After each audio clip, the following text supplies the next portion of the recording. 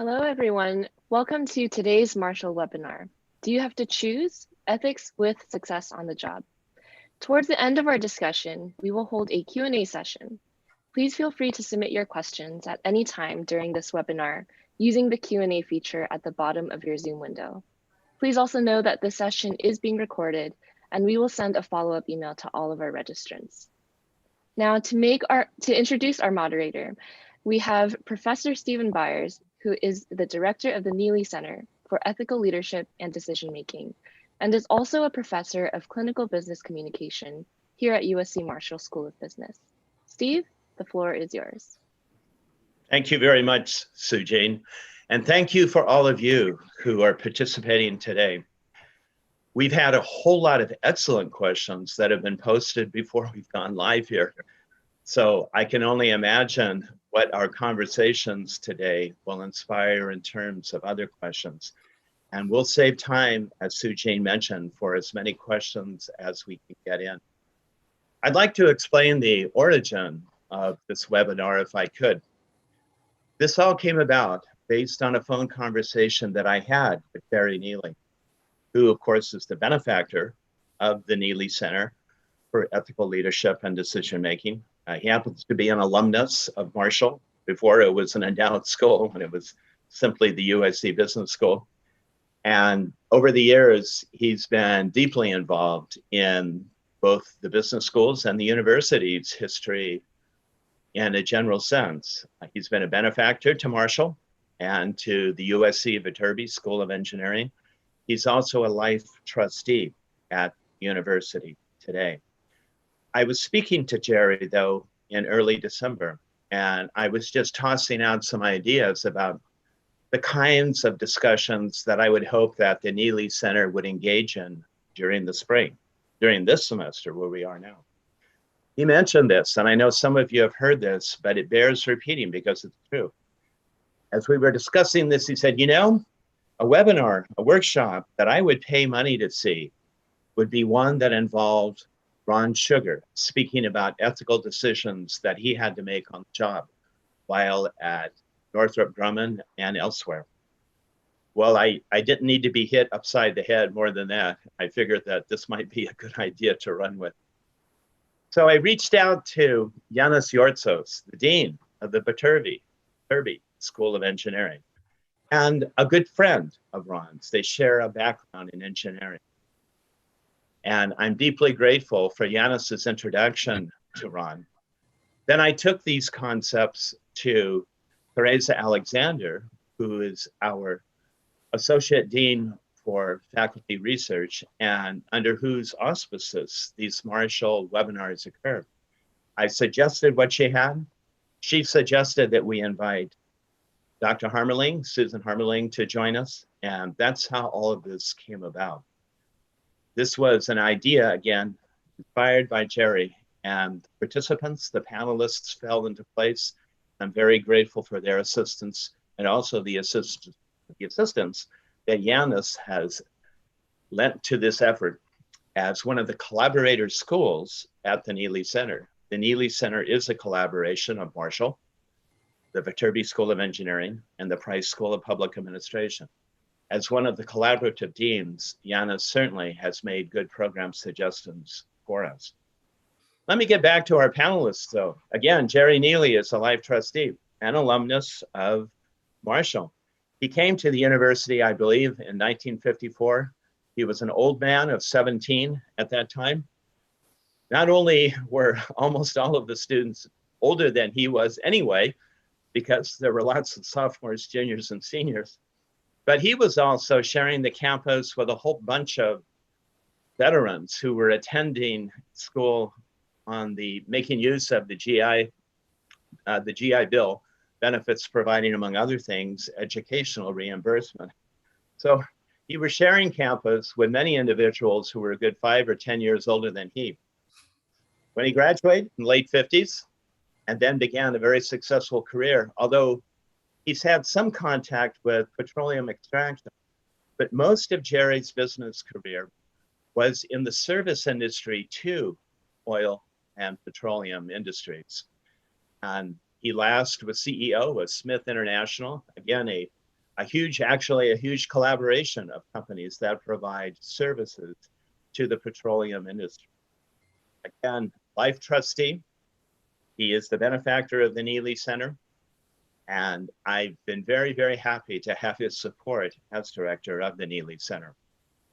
Well, then Ron Sugar. So also a trustee.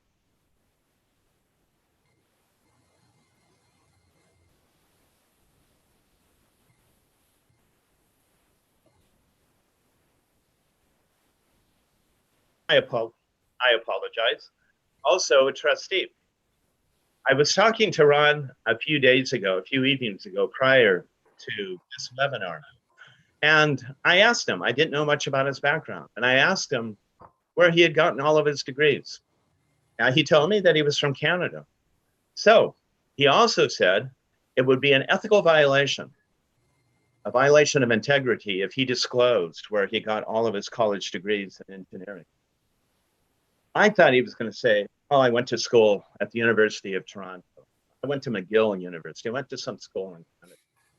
And I was prepared to say, well, Ron, there's nothing wrong with that. That's perfectly legitimate. You don't have to apologize for that. But he said, no, in truth, I have to admit that I got all of my degrees, my bachelor's, master's, and doctorate in engineering from UCLA. Well, it was too late to disinvite him, so we had to go along with the program as we had it. But at any rate, as also Ron added this as well. He mentioned that since he's become a trustee, he termed it going over to the dark side. But since he's become a USC trustee, he said it's been all good. It's been all good. And I would have to testify to that as well. He most recently was CEO of Northrop Grumman, huge defense contractor. In retirement, he chairs the board of Uber Technologies. He sits on the board of, among others, Apple and Chevron. And I genuinely believe in some ways that if this is stepping down from his more active career, I can only imagine what a whirlwind his career requirements would have made of him when he was the CEO at Northrop Grumman. And then Susan Harmeling, Dr. Harmeling. She has a pedigree of education that cannot be disputed. She got her bachelor's degree, her MBA from Harvard. She obtained her PhD in entrepreneurship and ethics from the University of Virginia, the Darden School of Business there. She taught for many years at Howard University in the Federal District in Washington, D.C. And over the last few years has been here. She's an associate professor in the Greif Center for Entrepreneurship, which is one of the 7 academic departments that make up the business school here at Marshall, the Marshall Business School. So with her training, she's a trained ethical clinician, and she's engaged in extensive case study research in terms of the issues that we'll be talking about today. So I couldn't have asked for a better panel. I'm very pleased to have their agreement to appear before us. And it's time for my star to diminish a bit and for theirs to grow larger. So let me start with both Terry and Ron. You both have noted that to be an ethical leader and to be a supervising leader, to indeed be active as a leader, you've had to make some difficult ethical decisions along the way. I wonder if each of you would suggest one of those. We'll take them all in turn and discuss them just a bit. What has been? Let's start with Ron. In your case, Ron, what would you say? What instance would you provide of a decision that was tough to make, might have had blowback, recrimination, but nonetheless you made it? And what do you look back upon it? What memory do you have of it as it occurred in the past? Thanks, Steve, and what an honor to be here with all of you. Let me just finish up what he started with the issue of UCLA USC. I want you to know that Steve Sample dripped water on me like a Chinese water torture for probably the better part of a year to get me to join the board. I finally did that to the great horror of my UCLA family, literally my wife and my kids, but I did. to do this thing ethically, I went to see the general counsel of UCLA and the general counsel of USC, and I posed the issue to them, and I said, under what circumstances would this be okay? And they both told me the same thing. Number one is you are not to reveal or violate any confidential information from the university. And number two, you must donate to each of us generously. And if you do those two things, you will be not only legal, but ethical. And I must say, my last 20 years as a member of the Trojan family has been just wonderful for all of us. And what a great honor. Look, there are many, many different things we can talk about. When I took over Northrop Grumman back around 2003, we had just completed the acquisition of 27 companies. And we formed a company of about 130,000 people, 35 billion in annual sales. And the challenge was, how do we make all this work and play together as a single company? This would be the subject of a completely different set of business school seminars. But the one element of it, which I want to highlight here, is that each of these companies had a system of ethics and behaviors and compliance and rules and laws, which were completely different. And we're not at all consistent necessarily with what I thought the vision of what Northrop Grumman's way forward should be. And one of the big challenges we had was, how do you take these 130, 120,000 people and formulate a common vision for the company, a common set of values, and a common set of behaviors that we would expect of everyone, so that we could put the company together in the right way and move forward. And I'd point out that this is not just a nice to have in those days, and it was not just an expense that you had to bear with or bureaucratic overload. It was absolutely essential, because it was table stakes.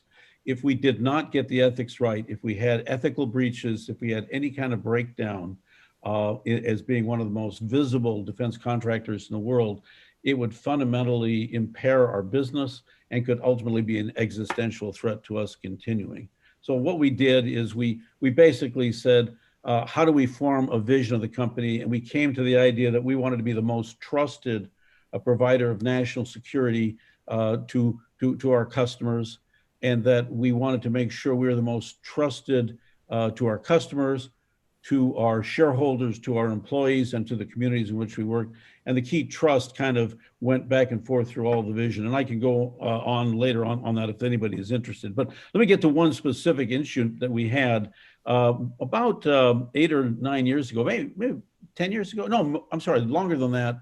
We had, unknowns to me, been conducting counter-narcotics surveillance operations in the Colombian jungle, using basically clandestine aircraft to do this.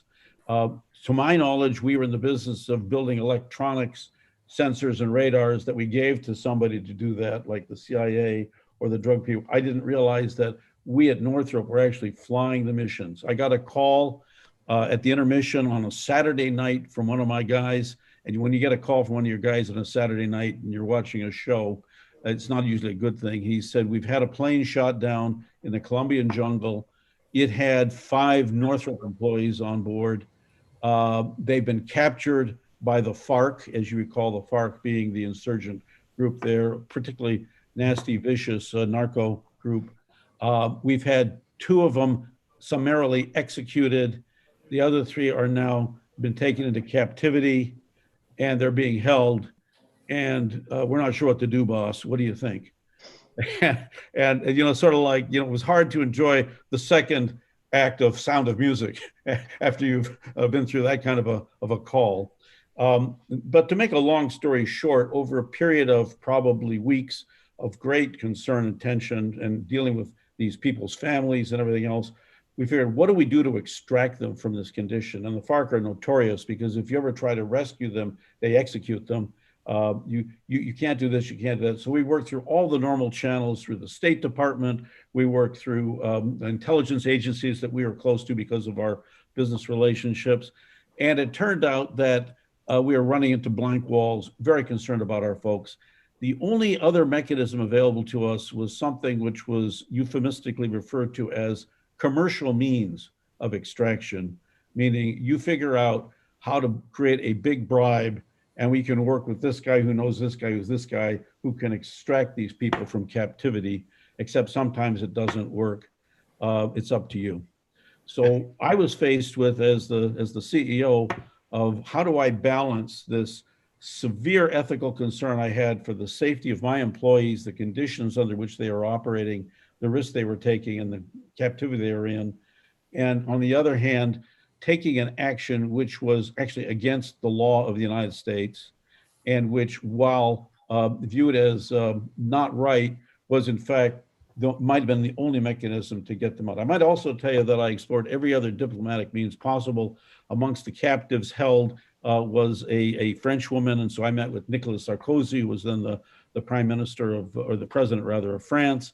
We tried to figure every angle possible. And at that point in time, and let me just stop the story there, that was the ethical dilemma we faced. I don't know if that was interesting or not, but it was one of many we've had. Can't hear you, Steve. Can I ask, what was the resolution? How did this turn out, Ron? Well, the sad story here is, well, the good story, the sad story is I made the call that despite our emotions and our feelings toward the people, we in fact needed to follow the law because we knew the law was in place. Because if you start to do that with ransom and whatever and hostage stuff, you just encourage much more of it. So there was a bigger issue at stake for the nation. So we did not want to violate that. The long and short of it was 5 years later, they were basically freed in a remarkable hostage release scenario where a number of people flew in to the FARC camp, basically impersonating more senior officers, explaining they had to take these people to a different place in captivity. They put them onto helicopters. In fact, our people, when they were put in the helicopters, tried to basically subdue their new captors, only to realize, hey, we're here to rescue you, don't kill us. And we got them out, brought them back. We had a reunion. But we ended up having to do it that way. But they lost 5 years of their life, and their colleagues were glad to see them back, but we felt pretty bad about it. Well, an amazing tale with regard to that. One of the many things I think you illustrate is that it's a two-edged sword. No matter if you make the right decision, the best decision you can, there's going to be collateral damage, perhaps. And one way you do the right thing, but regardless of what you do, there are going to be repercussions in a way. Or maybe put another way, there's no one perfect solution for these kinds of difficult choices. But Susan, what do you think? I remember a case where Chiquita Bananas was involved in not quite at the level of Northrop Grumman, but was involved in instances when it had to negotiate the safety of its employees when they were taken hostage. But aside from that, I'd be interested in hearing your reaction. Well, first of all, what an agonizing decision, and no, that was not a boring story. That's a fascinating and agonizing decision. And you know, when leaders are making decisions, I mean, if they were all easy, we wouldn't even be here, you know, having this discussion. So there are almost always these kinds of trade-offs. And I was taking notes while you were talking, Ron, and I started to think about, you know, how the employees inside Northrop Grumman are going to see this.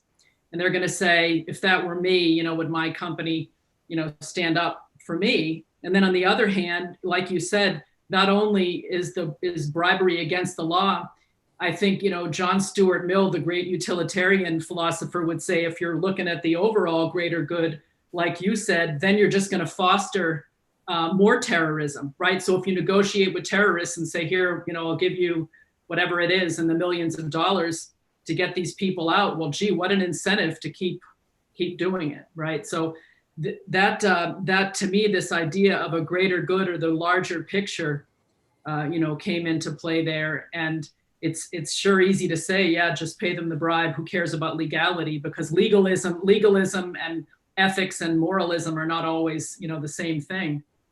But you know, in the end, I mean, 5 years of people's lives, it's incredible that none of those three who were still captive were killed. It's incredible they made it out alive. But yeah, those kinds of real difficult trade-offs with all the different stakeholders involved, and how are they going to see this, and how are they going to perceive it, and what will their decisions, be? It seems to me that utilitarian idea of what's the greater good in the long term, came into play.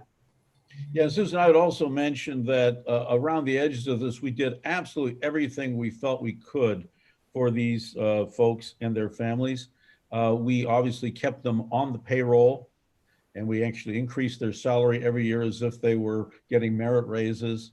We provided significant other resources, counseling, and other benefits for the families, everything we knew how to do. And when we brought them back, we provided them with the equivalent of retirement opportunities. And they were really not ready to go back to work anymore after this. One, I think, wanted to write a book, but he did not, and I don't think he ever did. And so we tried to do all the right things we could for them, but there's nothing we could have done to make up for that loss. And by the way, there's companies, I'm on the board of Chevron, and we've had cases where employees in Indonesia were basically arrested for real or imagined things that they didn't do wrong. They did everything right, put in an Indonesian jail. They were basically, and there you're in a jail until you're proven innocent, basically prosecuted by a very, very politically motivated attorney general, trying to show that he could basically show that they were more powerful than foreign oil companies and all the big tectonic plates they're moving around, and nothing you can do about that. And even the bribery thing, which might have gotten it out, we couldn't do that at Chevron. We would not do that. And so I think when you establish those kind of bases at serious companies that all of you on this screen are probably going to be part of if you're not already, those principles, to Susan's point, really unfortunately have to outweigh the immediate heartstrings feeling you have relative to the individual situation. Well, the other thing that I would bring up is one more thing, and that's operating in different contexts and different environments. You have the Foreign Corrupt Practices Act. You have radically different sets of values, ways to run societies, and boy, does that ever put another layer of difficulty. The way we do things here, and somebody might say the way we do things here in country X, we can't do anything unless we pay bribes. You can't walk out your door. You can't get a telephone line. You can't do anything. And so that layer of complexity in a multinational company just throws a whole other dimension, onto it that you reminded me of. And thank you for mentioning as well, Susan, the fact that there are trade-offs. I do think that that's important. In a perfect world, if we had to make ethical choices, then it would be very, very clear what the one right path would be. But in the world that we live in, on this side of paradise, there are always going to be trade-offs, I believe. In fact, perhaps the higher the decision or the more significant, the more consequential the decision, the more there are going to be trade-offs. And we may not end up pleased with some of the results of those trade-offs, but we still have to have faith that we made the right choice. We engaged in the right action. If I could turn to Jerry, I hope you haven't been indirectly negotiating with narcotraficantes as had Ron, but you've been involved in it wasn't called Smith International just carelessly or flippantly, right? You were dealing with different sets of laws in the global marketplace. But at any rate, what would you recount to some of the different? I think that anyone who does business in the foreign countries and foreign markets are faced with this threat, if not real, certainly a threat of kidnapping. And we have had several of those. And each one of them are more and more difficult for the people in the company and for the families, and for decisions whether to stay in a country or whether to stay in a particular market. I'd like to highlight one. Early in my time at Smith, we had an opportunity to establish a manufacturing concern in a foreign country. That foreign country had one customer, one national oil company. And we thought that if we actually had a presence there and established a product or our products with a certain amount of local content, that we could dominate the market. And so we made the decision to establish this manufacturing concern. Well, we found a facility and we leased it. It required, for us at the time, a lot of leasehold improvements. We had to bribe somebody to get a permit to do the leasehold improvements.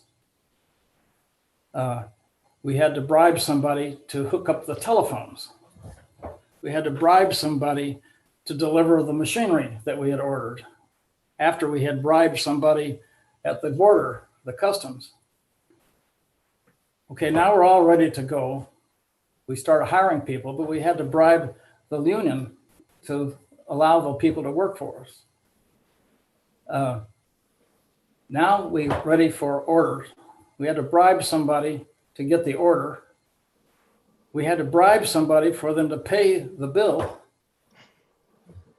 And there wasn't much left after all of that. So after a few years, I decided that we were going to exit the company, exit the country. Oh, the US government didn't like it. The foreign country didn't like it, but we liked it because every time we had to pay a bribe,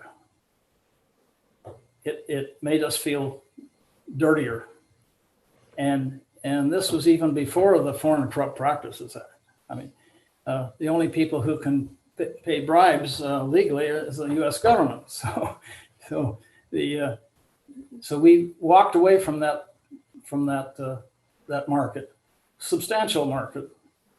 Interestingly enough, the outcome of that was that we ended up being an exporter from the U.S. to that country, and today doing better than we ever did, paying all the bribes and being involved. Now, we didn't pay the bribes directly. We had a small partner that facilitated all this handling. I mean, we didn't go down with a bucket full of money, but he did, and we knew that. But it kind of put us, excuse me, in a safe position, but certainly not in a clean position. So that was one we had to choose. And as you do almost every decision, you have to choose something. Right. That's it. Exactly. No, thank you. And I'd like to hear Susan's response or her critique or just her observations. But first, if I could mention briefly the Foreign Corrupt Practices Act. Both Susan and Jerry have mentioned this. It was passed by Congress in 1977. It's been revised twice, I believe, in 88 and 98. It does now permit what's called a grease payment to grease the skids. But at its core, what the Foreign Corrupt Practices Act stipulates is that no official of an American incorporated company can pay a bribe to a foreign official in a country in which the American company wants to do business. Interestingly, it doesn't ban bribes to a private official, but it does ban bribes to a foreign government official. But Susan, go ahead. What response? You know what I found interesting about what Jerry said is, I like the way he laid that out. And then we had to pay a bribe to do this, and then we had to pay a bribe to do this. And he said that you started to feel kind of bad or dirty as that went along. And the problem is that, once you start going down that road, there can be sort of a slippage.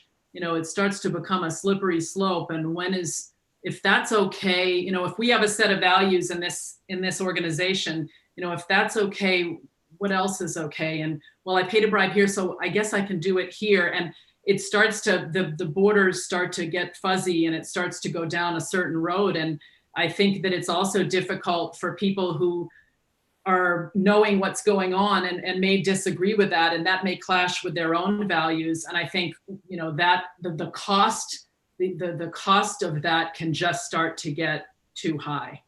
When you start to go down that road, and it sort of sounds like from what Jerry's saying that's what started to happen, is the cost just started to get too high. I find it interesting that you said you made more money after that exporting back to them. That's an interesting end to the story. Yes, but the company is doing better now as an exporter rather than as a manufacturer within that country. Yeah, that's an interesting outcome. Indeed it is. And if I can note this as well, I asked deliberately, I asked Jerry and Ron to note some of the tough choices they've had to make. But I'd like to make this clear as well, and particularly for those of you who are beginning your management career or who are about to. Perhaps you're close to graduating, you're embarking on your management career now.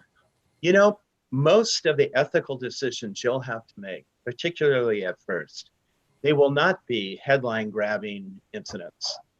They will not be ones that end up in court. They won't be ones that'll be featured on either the traditional media or social media. There's a fancy Latin term for this, quotidian ethics. Quotidian ethics. And all it means is that they're everyday ethical choices you have to make. Now, again, these won't be as exciting perhaps or as scintillating as the incidents that Ron and Jerry described, because we asked them to come up with these kinds of incidents. But they will dog you. They will keep you up in the middle of the night. They won't be of interest to anybody but you, because you'll be the leader assigned to reconcile, to make justice or make the peace. And there won't be anything, they'll be boring, but they will preoccupy you, because you're the one that will, as a leader, will have to come to some resolution and keep the peace in the workplace. If this would be all right, there are several. I have no doubt that Jerry and Ron have many incidents that they could describe. But we have some fascinating questions that have come in. And I'd like to ensure that at least some of these receive an audience. So with your permission as panelists and as participants, I'd like to lay out a few of these, and I'd be very interested in hearing what the three of you, Ron, Jerry, and Susan, might have to say about them. But here's one. Here's one that, again, one of the many that has come in before we went live with this particular webinar. One of them says this: it's easy to assume that everyone in a company might have a shared sense of ethical values. That is, there might be unanimity or near unanimity of agreement between everyone or most everyone who staffs the company. But the question is, can we count on that? As a business leader, can you anticipate that many of your employees will have a pre-shaped sense of what the ethical thing to do is in terms of business? My guess is you would say that as business leaders, you have to model ethical behavior if you want your employees to exemplify that same behavior. But I'd be interested in hearing what all three of you think about that. Basically is, do most employees have a fairly formed sense of ethical values that will shape their behavior on the job? I'll just put it up to our panel. What do you think? I can jump in here. Obviously, I don't have the background that Susan has in studying the history of this in the context of human history. But one of the things I learned over time was that while cultures are different and rules are different, ultimately human beings tend to have a similar view of the right thing to do. And the things I did with my employees, the two tests we like to use was, well, the three tests. One is you got to follow the rules, but more importantly than that, you need to have value-based decisions and ethics. And the two things we thought about was obviously the New York Times front page test, which for those of you not familiar with it means if somebody reported what we just decided to do with our contractor or subcontractor or whatever, and it was the headline of the New York Times, would we be okay with that? And the other one, which I think was even more important, and I wandered all around my company with my 120,000 people all around the world in different countries and cultures, and I used what I called the mom test. So you're going to make a decision. Your lawyer tells you you can do this. Your business guy says this. Your marketing guy says this, and we can make it work like this and this and this.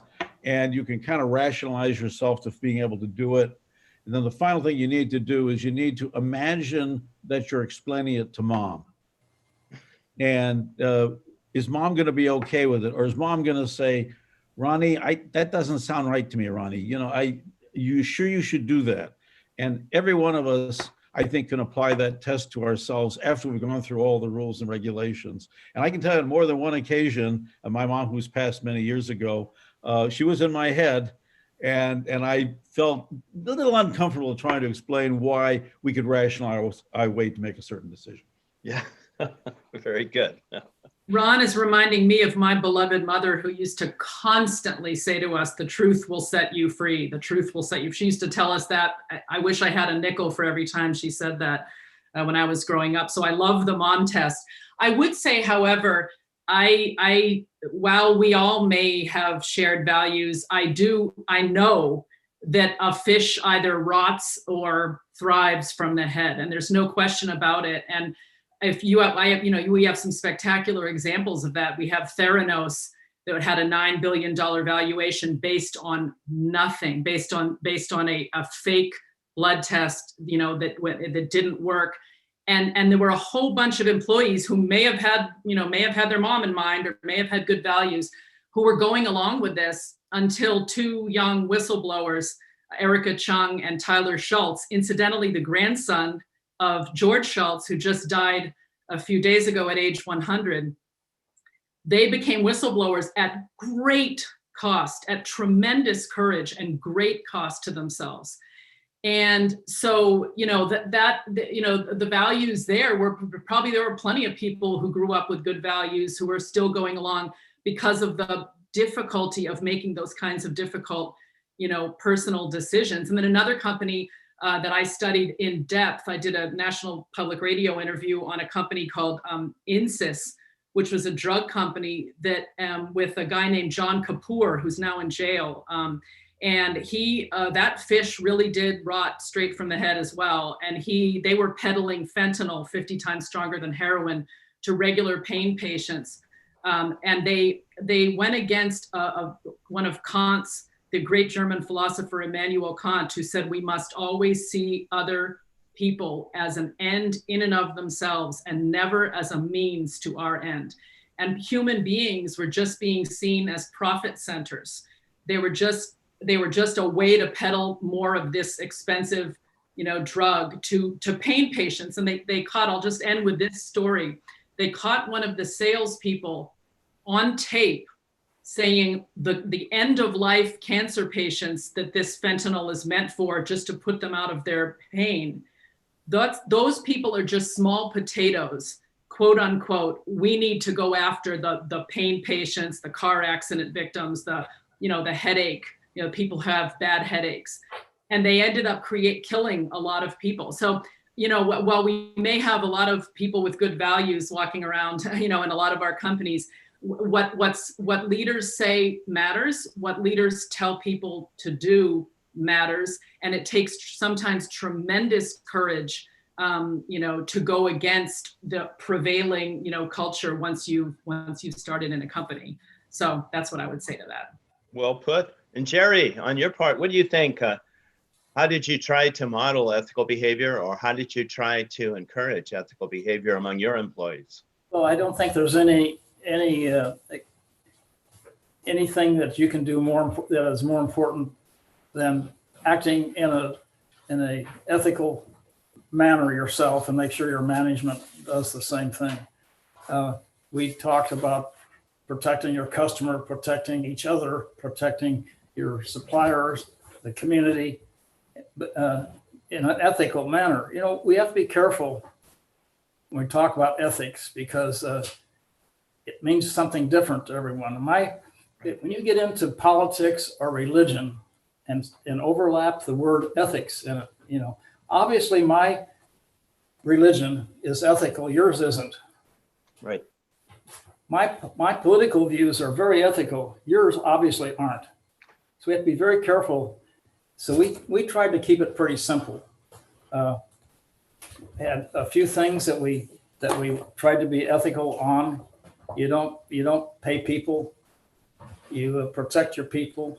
Sometimes you have to pay a bribe to get a guy a very quick story. We had a manager, a Swiss employee running an Italian plant who made a sales call in Iraq and they put him in jail, going to kill him. Cost us money to get him out. We had 4 days to do it. We paid the money and had to be paid in D-marks, not dollars. So, I mean, sometimes you're forced to do these things. Didn't like it, but we talk about the greater good. Was the greater good to protect our no bribe or to protect a man's life? Right. So we had to choose, didn't we? We made a choice. Didn't like it, but we made a choice. And to communicate to communicate values when you're doing business in foreign countries is very difficult. So we try to keep it pretty simple. Keep the we have a crew in Algeria, in Hassi Massoud. We have 8 or 10 people down there, 4 different religions and 3 different languages of the same crew. They're all our employees. Are we going to give them a handbook? Say this is ethical, it's not ethical. This is allowed, it's not allowed. Ron, I've heard this story that Ron, not a story, but Ron's statement about Mom. The last time he told, well, Mom was reading the New York Times, and mine would never do that. but I think human beings don't want to hurt one another, but they don't want to be trampled on. They want to feel relevant, and so the difficulty we had is getting too complex and trying to communicate what we consider ethics for everyone else to follow. Oh, no. Jerry, maybe I can tag on your comment and also Susan's about fish rotting from the head. In a personal experience, as most of you have followed the saga of Uber, which is a company which came out of nowhere and grew faster at scale than any corporation in history, faster than Amazon, faster, believe it or not, faster than Apple, today $110 billion market cap, really flew into the wall in 2017 with a series of real, imagined, and certainly press enhanced issues around a whole set of ethics. The company was famous for moving quickly, breaking things, seeking not permission but forgiveness afterwards, arguing with everybody, and really creating a reputation which over time began to create a delete Uber movement. At that point in time, the company, the board had a boardroom revolution. The founder, a co-founder actually, was removed. Dara Khosrowshahi was brought in, and then shortly after that, they realized they needed to have good governance. They looked around. They asked me if I would come in and be the chairman of the board, basically to play the role of providing adult supervision. And I would say that with Dara's leadership and certainly the board's and my reinforcement, we've totally transformed the headset of that company, not away from growing and being innovative and being disruptive, but doing all of that, but doing that in the context of do the right thing.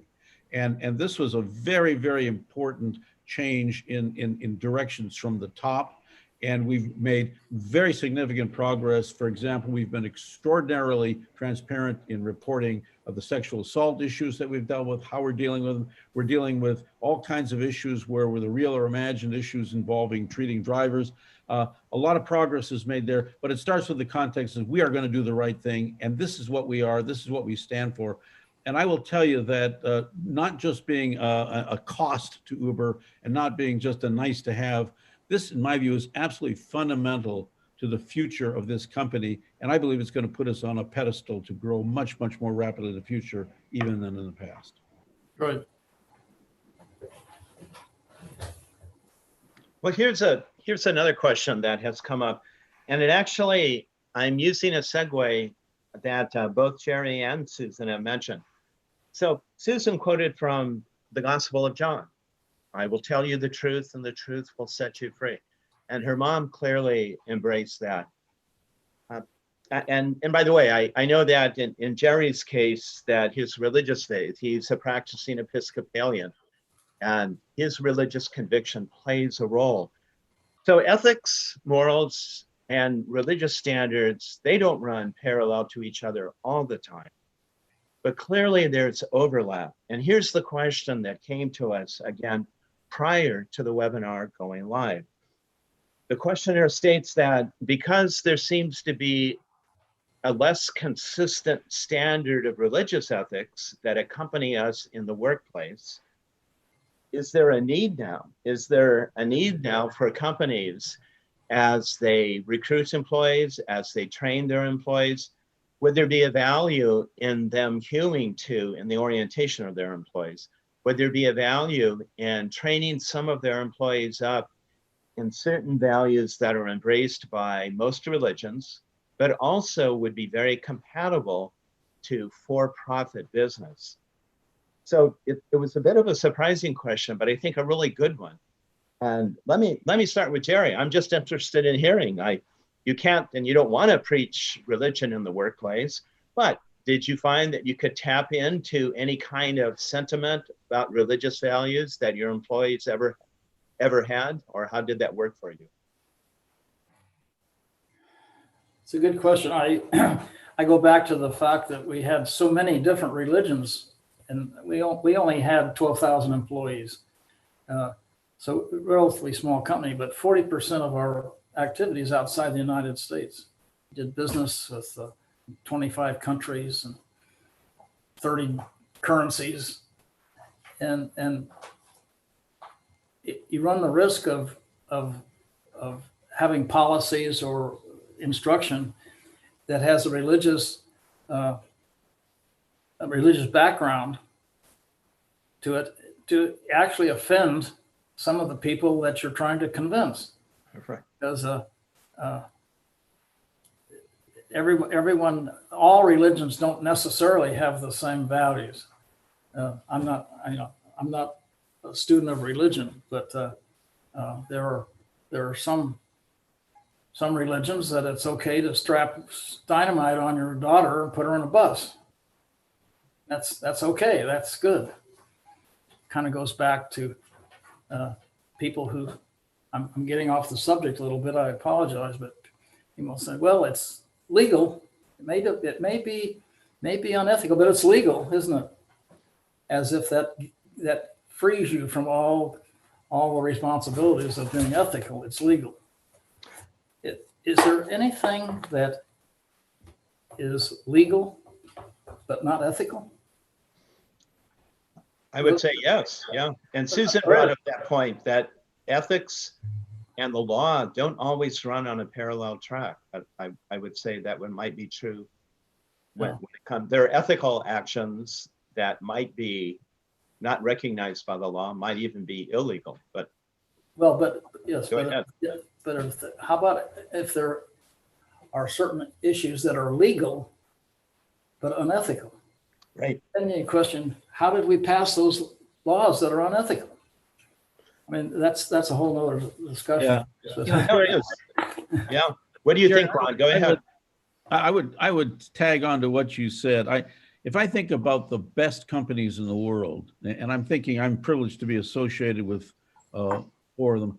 I'm thinking of Chevron, Amgen, Apple, and the new Uber. We stay way clear of religious analogies. Okay. Because we're all global companies and we're operating in different countries. What we talk about at Chevron is the Chevron way. And we define what we would expect of any Chevron employee anywhere in the world, irrespective of their race, religion, ethnicity, and what have you. And these are certain minimum standards of behavior. And it's okay if you don't want to do those, but you don't have to work for Chevron. But we certainly don't say you should be more Christian in your attitude to people, or you should have more of a Hindu sense of this or a Buddhist sense of that. We just don't do anything like that. To me, it just will not work, does not work in this world. Amgen, very, very concerned as a pharmaceutical company to make sure everything is done ethically in the right way. We have open lines, we have hotlines. If you have any questions, you are to call. And any deviation from these behaviors, no matter how small, and anybody covering up anything, you're gone. It is absolutely unambiguous. At Apple, Apple has exactly the same kind of sense of of Apple's DNA and its culture. I could give you one example that Apple dealt with, which is an ethical dilemma a few years ago. You probably remember we had a terrorist shooter in San Bernardino. And as part of the thing, they got him, and they got his old iPhone 5, and the Department of Justice wanted to open it up to figure out what was in it. And so usually they would come to us at Apple, and we have several hundred people who do nothing but respond to these requests as long as they're under court order and they have a regulation. In this case, they decided not to do that. They tried to open it up. They failed. They did enough things where they ended up never being able again to it. They blamed Apple.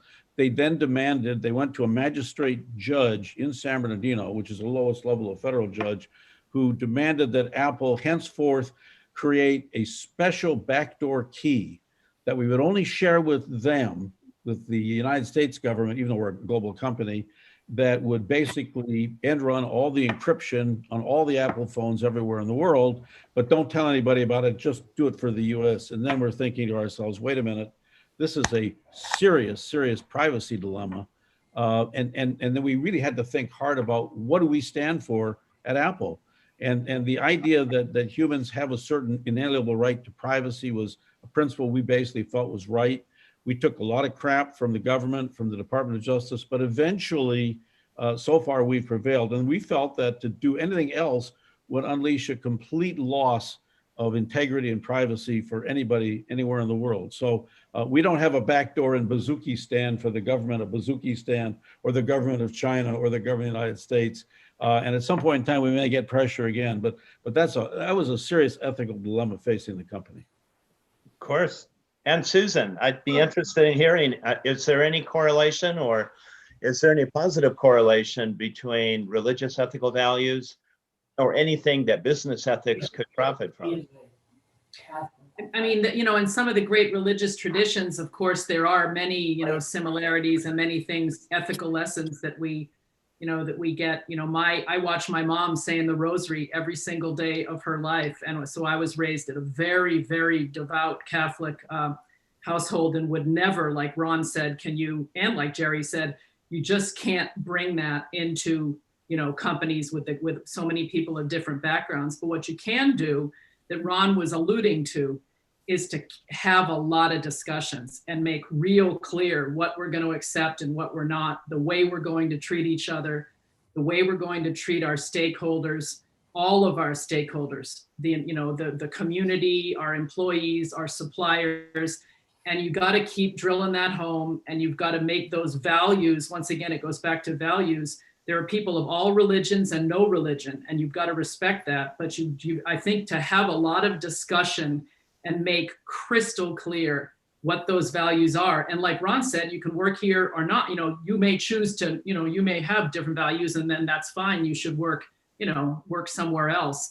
But I think it's the discussion and the communication and the continuous reinforcement of that, so that you avoid some of the kinds of disasters that I was, alluding to earlier. And sure, religion, a lot of us were brought up in religious traditions that inform the way we live our lives. But you can't communicate the values, I think, in that way in a multicultural, environment that we're operating. Yep. Oh, good. Thank you. Here's a question that I think has particular pertinence, perhaps for Jerry and Ron.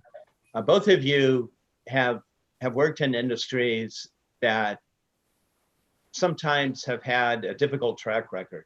And you've mentioned this, Ron. You've acknowledged that sometimes the hardest thing to do is to go in and lead a company to redemption. That's not the phrase you use, but when you take over or you become an influence in a scandal-ridden company, and then to right its reputation, right its image. So that clearly that must be difficult to do. But the question specifically from one of our pre-participants was this: in industries like petroleum extraction, in industries like the defense industry, sometimes there are negative attributes that attach to those industries. Sometimes there's concern about how the environment, for example, is respected or treated by fossil fuel companies. But My question is this: is this something you have to be particularly mindful of if you lead companies such as these? And yeah, go ahead. Go ahead. As far as the oil business is concerned, we manufacture tools that were used in the oil and gas business to drill and complete survey. I think that under investigation, we would be absolutely amazed at the sophistication of tools, how more sophisticated they've become over the last 20, 30 years, where we have electronic surveys, we have all sorts of safety, clean air, clean water. I've had the occasion to, not personally, but see what's left on the ocean floor in the North Sea when you drill a well. It's a big pile of mud on the bottom of it. And what happens? Well, now they clean that up. And so society and bad practices in the industry have brought on cleaner and cleaner operations. And yes, you have to be very mindful of it. In fact, if you can figure out a new tool that improves that, you make a lot of money. I bet. Let me build on that and take it from two. I get to see the world as Jerry does through the oil and gas industry and also the defense industry. First of all, I think it's very important if you're leading a company, you need to understand clearly what is the purpose and mission of your company and why do you have a right to exist. Now, if you think about a fossil fuel company, you can say, well, I read in the headlines that fossil fuel is bad and windmills are good. That's interesting. But the reality is that the discovery, the extraction and development of fossil fuels has lifted mankind out of darkness, poverty in the Middle Ages into what we now call the modern world.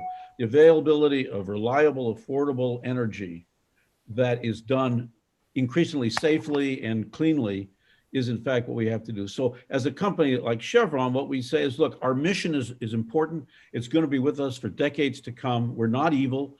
What we have to make sure is that we are a leader in how to do this responsibly.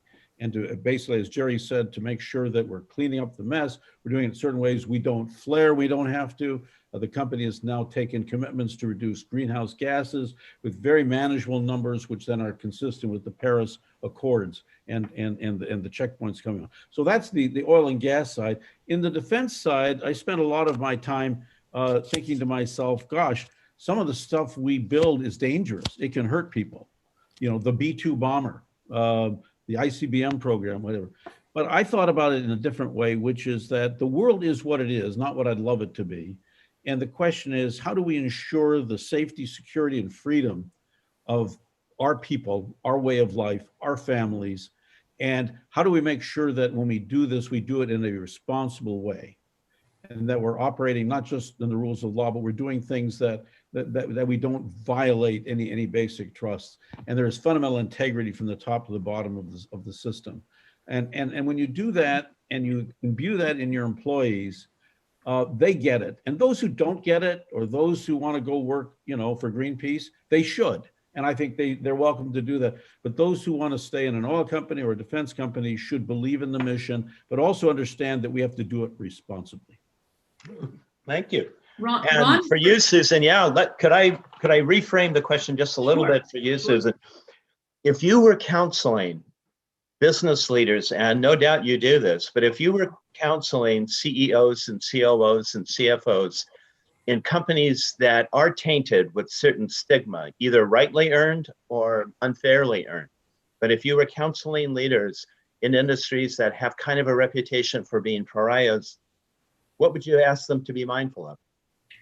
Well, I am the ultimate pragmatist, both in reality and also in my philosophy. And I literally studied pragmatism, American pragmatism, from John Dewey and Charles Peirce and the great Richard Rorty, one of the more modern pragmatists.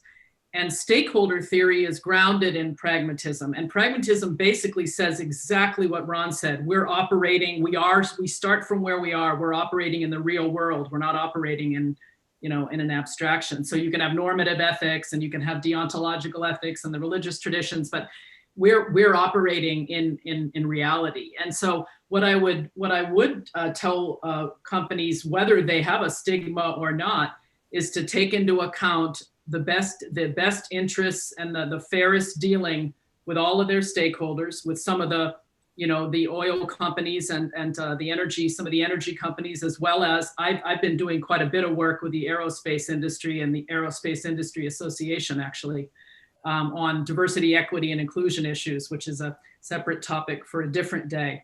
But I would say take into account all of your stakeholders, treat everyone fairly, and look into possibilities where you can, do well as doing good. But I do think it's pretty, when Ron said go work at Greenpeace, I do think there's on a lot of different sides, it's real easy to throw darts and ask for some purity or perfection when that's really not, that's really not realistic and really not fair in a lot of ways. And that's a bit of a messy answer, but I think that to see places where you can treat all of your stakeholders the best you can will bring people along, pretty well. If you always keep that in mind, always keep in mind the best interests of all of your shareholders and fair dealing, stakeholders, excuse me, and fair dealing with them. That's about the best that we can all really do, I think. Oh, good. Just a note, by the way, Susan has mentioned both utilitarianism and deontology. Each has its strengths, but each has its weaknesses as an ethical system. Each comes with advantages and each comes with disadvantages. So utilitarianism, if it had to be unfairly simplified, it would say, do that which creates the greatest amount of good for the greatest number of people, or the greatest amount of happiness, or the greatest amount of benefit. And deontology, which is the anti-utilitarian theory, it's the rebuttal theory, it says, no, most importantly are your motives. Even if the consequences were catastrophic, if you did it because it was the right thing to do, because your motives were pure, you were acting on the basis of a goodwill, then that makes it a virtuous act. That makes it a righteous act in the sense that we've talked about it. So as Susan, as Jerry, and as Ron all have testified, we don't live in a world that's perfect. There are certain industries that won't be every person's favorite industry or profession to practice in. That's part of the reality that we are in. And so the notion that you hope that as an employee that you're sufficiently skilled so that you could take your skill set to, if you found that you were working for a company that might go against your own ethical grain, you might have the capacity to go to another company where you could practice your same profession, but you could do so in a way that hewed closer to the ethical values that you have. I'd like to turn to our participants today, some of the questions that they've posed to us. And I have to apologize at the get-go. We're not going to have time to do all of these questions by any means, but if I could still get us to think about these, I think there's a value in these as well. Many of the questions that have come in talk about the aerospace industry and whether there might be particular ethical dilemmas that attach to the aerospace industry that may or may not be present in other industries. So the aerospace industry as a defense contractor, that might fall under Ron's bailiwick. That might be turf that he's had plenty of experience with. Of course, the aerospace industry also fulfills many commercial contracts as well. But I'm just wondering, Ron, to focus the question to you, has it been your experience that aerospace is beset by any share greater than a normal share of ethical dilemmas, or what would you have to say about that? Well, Steve, if you think about the arc of history, the defense industry until after World War II was never really a permanent industry. There was always the commercial industry, and when a war came, including the Civil War, there was this massive move to convert plowshares into swords, because that's where the market was. The market ended when the war ended. You went back to making plowshares again. In fact, the qui tam law, which is the whistleblower law that now is embedded in everything we do in this country, actually came out of, I believe, the Civil War because of war profiteering. So that's one thing. If you look through the arc of history in the 60s and 70s, you mentioned the Foreign Corrupt Practices Act. It was very difficult in my business to sell a fighter combat jet to any country around the world outside of the United States without having some bribes or facilitating payments or something of that sort. And I would point out that Northrop, Lockheed, Boeing, McDonnell Douglas, and every one of us was involved in one form of a scandal or another. For example, Lockheed kind of took the cake by bribing the Prime Minister of Japan, Mr. Tanaka, which I think you all remember as a situation in the 70s. We had our incident where my second predecessor, who was otherwise a wonderful man, had to provide facilitating payments to the construction of a hotel in Seoul, Korea, which, by the way, never got constructed. But we were trying to sell F-5 fighter planes because he knew somebody else in the Blue House who could make some decisions. So that was the thing. I think one of the greatest things that's happened for our industry is the passing of the Foreign Corrupt Practices Act, because it did set a standard for American companies. Initially gave us a disadvantage in competing on the world stage for selling fighter planes against other countries, France notably, others that didn't have these same regulations. But the fact is, you can say, this is the law, this is how we have to operate, and we can't violate it. And even if we wanted to, we can't do this. And that to me is a very important set of things. So, as you think about foreign corrupt, one of the things at Northrop, when I became the CEO, my general counsel came to me and said, I need to explain something to you. Every year you must certify under penalty of perjury and prison that we have never had any kind of a bribe payment to anywhere around the world to anyone. And this 3-4 foot stack of documentation of certifications we've built up from all of our field offices, including the guys in Algeria and the guys in Bazukistan and wherever else, have certified that, because this is the consent decree we had to live under. And I got to tell you, it was quite an eye opener to me. And that consent decree, by the way, continues today. On the other hand, it forces everybody to know that we cannot screw around, and it reinforces the leader's view to everybody that, hey, we have to do things right. Well put. One thing I would say about the aerospace industry is that, I was just talking to an executive at one of the companies, not to be named, about doing business with some of the more difficult actors in the world. And for example, in the wake of Jamal Khashoggi's murder, and then continuing to do business with Saudi Arabia was bothersome at a personal values level, to a quite high up actually executive at one of these companies. So there are some really messy, interesting customers, and it gets into some real interest. And obviously Ron knows this, better than all of us, but that gets into some interesting territory, I guess I would say, in a different way than other industries, I would say. I think a great point, Susan. In your case, Jerry, let me, if I could reframe that question slightly. What happens when you're forced into a partnership or you have to do business with someone that truly is a jerk, that someone who truly you would never invite into your home? You wouldn't walk across the street to shake hands with him or her. But how easy is that to suck it up and act professionally?